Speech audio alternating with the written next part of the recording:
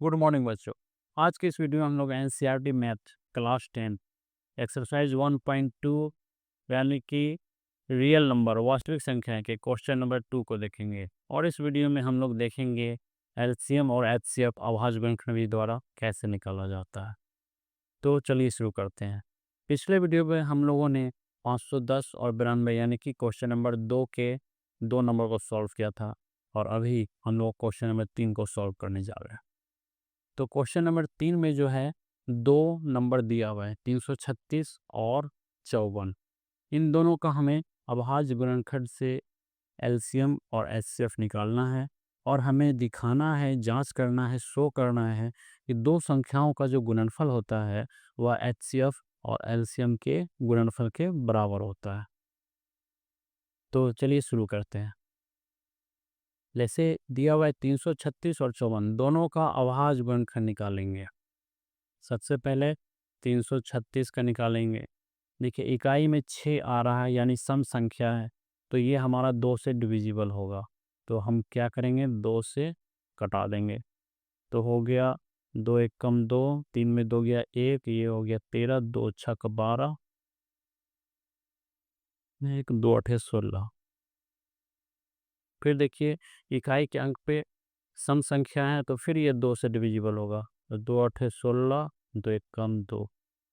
देखिए ये आ गया 81। इकाई के अंक पे क्या आ गया, एक विषम संख्या है, तो इसके डिजिट को जोड़ेंगे तो हो गया 8 1 9, यानी कि ये 3 के टेबल से कट रहा है, यानी कि ये 3 से डिविजिबल है। तो हो गया 3 दूनी 6, और फिर 8 में 6 गया 2, 21 हो जाएगा, 3 सते 21। अब तो आसानी से डिवाइड कर लेंगे हम, क्योंकि 3 नंबर 27 और 3 तिया 9। तो हमारे पास 2 2 का गुणनफल आएगा और 4 3 का गुणनफल आएगा। तो हम इसे लिख देंगे।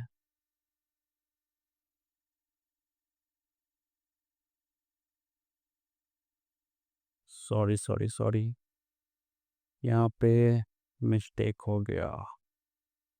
2 8 16, 2 चौके 8, फिर 2 चौके 8 और 2 दूनी 4, फिर हो जाएगा ये 2 से 2 दूनी 4 और 2 एकम 2। फिर उसके बाद यह 3 से कटेगा, 3 सते 21।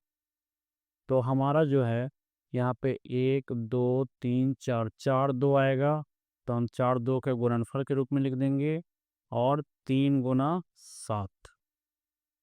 उसके बाद फिर 336 का जब अभाज्य गुणनखंड विधि द्वारा हम गुणनखंड कर देंगे, उसके बाद हम दूसरे नंबर पे आएंगे। दूसरा नंबर है 54।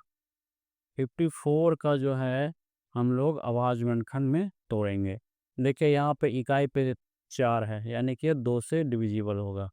2 दूनी 4 27, फिर यह 3 से होगा, 3 नंबर 27 और 3 तिया 9, यानी 1 2 और 3 3 का गुणनफल, 1 2 और 3 3 का गुणनफल के रूप में लिख देंगे। इस तरह से हम इस मान को यहाँ तक सॉल्व करेंगे। इसके बाद हम लोग क्या करेंगे, लसा लिखेंगे। अतः लसा बराबर, लसा में देखिए 336 के पास कितना है, 4 2 है, यानी 2 पे पावर 4 लिख सकते हैं हम, गुना 1 3 है, गुना 7 है। और 54 के पास कितना है, 1 2 है, यानी 2 पे पावर 1 है, और 3 कितना है, 3।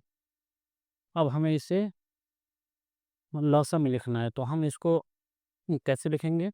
देखिए 2 के पावर 4 है, सबसे ज़्यादा पावर किसके पास है, 2 का 4, तो हम 4 बार 2 लिखेंगे। उसके बाद 3 का पावर देखिए सबसे ज़्यादा किस में है, इसमें है, 3 है, तो 3 बार लिखेंगे, 3 गुना 3 गुना 3।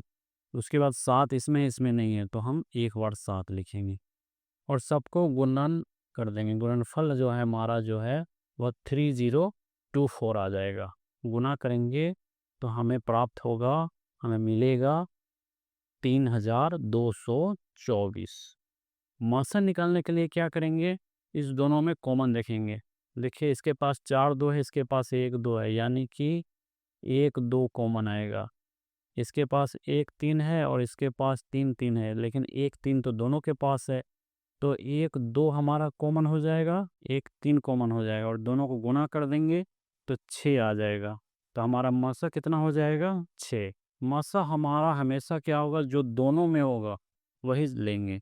ज़्यादा से मतलब नहीं, इसके पास 3 2 है, 4 2 है, उससे मतलब नहीं, हम 4 2 नहीं लेंगे। हम देखेंगे दोनों में अगर 4 2 आएगा तो 4 2 लेंगे, अगर दोनों में 1 2 आ रहा है तो हम 1 2 ही लेंगे। इसके बाद हम लोग जांच करेंगे। जांच में दिया हुआ है दो संख्याओं का गुणनफल बराबर एचसीएफ गुना एलसीएम। तो लसा कितना है, एलसीएम कितना है 3024, मौसा कितना है 6, बराबर दो संख्या दिया हुआ है 336 और 54। दोनों का जब गुना किए तो आ गया 18,144, 18,144, यानी कि हमारा LHS बराबर RHS प्रूव्ड हो गया। इसी के साथ हमारा दूसरा नंबर का क्वेश्चन कंप्लीट होता है। नेक्स्ट वीडियो में हम लोग 3 नंबर के क्वेश्चन को सॉल्व करेंगे। Thank you.